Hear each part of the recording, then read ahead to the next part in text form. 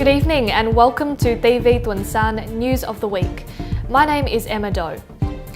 In what's making headlines this week, police call for assistance to locate 3 teenage girls in Melbourne's northwest. Indonesian and Vietnamese boats clash out at sea.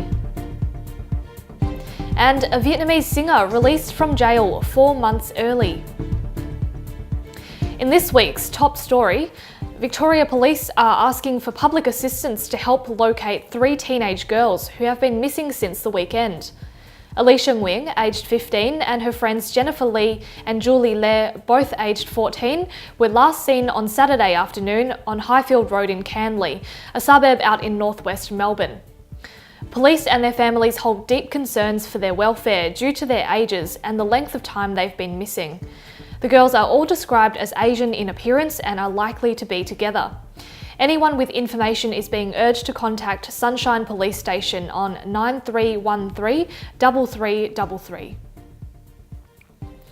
A clash out at sea between Vietnamese and Indonesian Coast Guard boats has resulted in the sinkage of a fishing boat. The incident occurred when Indonesian authorities detected 5 Vietnamese fishing boats poaching in the Indonesian exclusive economic zone out in the Natuna Sea. Indonesian authorities captured 5 of the boats with 55 crew members when a Vietnamese Coast Guard boat suddenly attempted to free the fishermen. The Vietnamese Coast Guard boat rammed into the boat which held an Indonesian maritime officer and some of the arrested crew. Singaporean newspaper The Straits Times reports that the crew members jumped off the boat before it sank and swam to the Vietnamese Coast Guard boat. The Vietnamese then held the Indonesian maritime officer hostage, demanding the release of the rest of the fishermen. The Indonesians allowed the 4 boats to go free, but still detained 11 Vietnamese fishermen. Indonesia and Vietnam will launch a joint investigation into the incident, which happened over the weekend. US President Donald Trump will host Vietnamese Prime Minister Nguyen Xuan Phuc at the White House in Washington next Wednesday. A White House statement said both countries would discuss bilateral relations and regional cooperation. The meeting comes several months after President Trump withdrew the US from the Trans-Pacific Partnership, a regional trade deal that would have included Vietnam. Vietnamese authorities say they have arrested a suspected drug ring mastermind who spent almost 2 years on the run. Police believe Bùi Văn Bien is the mastermind behind a drug ring that trafficked 490 bricks of heroin hidden in gas cylinders back in 2015. The operation was busted that same year by Vietnam's Drug Crime Investigation Police, known as C-47. After a series of arrests and interrogations, the 30-year-old was identified as the organiser of the shipment. On Sunday, he was finally arrested while working as a security guard. Last month, the Hanoi's People's Court upheld the death sentence handed to 8 members of the same drug ring. Bien, as well as the others, will also be tried in another case. A Vietnamese Catholic singer, jailed since 2011 for singing politically tinged songs, was freed earlier this week. Trần Vũ Anh Bình was released 4 months before finishing his 6-year term. He told Radio Free Asia's Vietnamese service that he felt elated to return home to Ho Chi Minh City. Trần was sentenced for producing propaganda against the state after allegedly contributing to a blog run by an overseas political group. Trần has written songs protesting the imprisonment of political dissidents.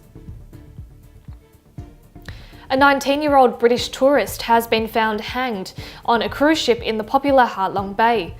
The man reportedly boarded the cruise ship in Quảng Ninh province on Sunday, bound for Cat Ba Island.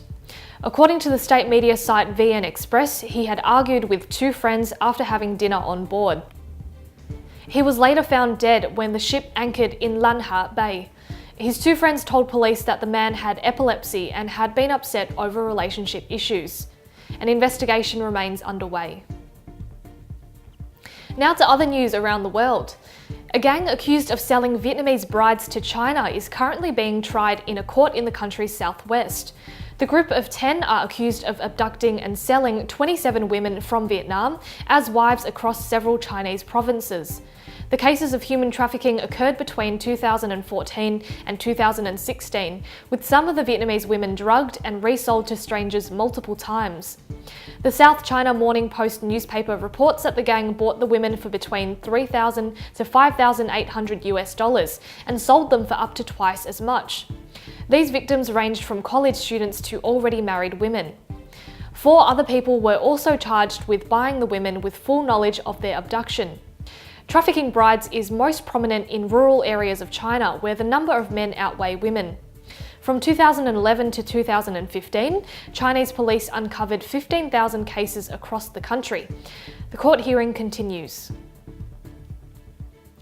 The number of Vietnamese students in Japan has grown 12-fold in the last 6 years, fast approaching the numbers held by Chinese students in the country.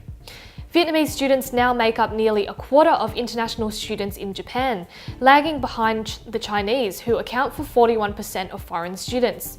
Japan has been aggressively recruiting students from Southeast Asian countries to bolster economic ties.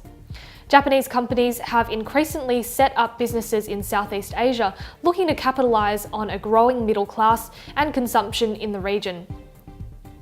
Keisuke Kobayashi, a representative at the Japan External Trade Organization, told Bloomberg News that Japanese companies in Vietnam were looking for highly skilled, educated employees who could bridge the language and cultural gaps between the countries. The Japanese government has offered a number of scholarships to Vietnamese students, but many parents with high hopes are also sending their children to Japan through high-cost migration agents. Japan is Vietnam's second biggest investor, spending a total of $42.5 billion in direct investment as of March this year.